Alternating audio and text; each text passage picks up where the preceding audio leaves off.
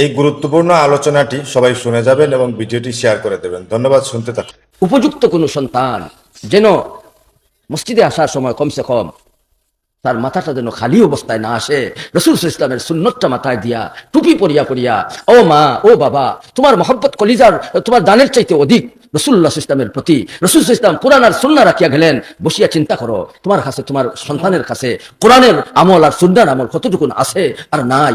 তুমি যখন দেখবে এই সুন্নতটা আমার ঘর থেকে বিদায় হয়ে যাইতেছে, সাথে সাথে এই সুন্নতের উপরে আমল করো, 100 শহীদের সওয়াব আল্লাহ।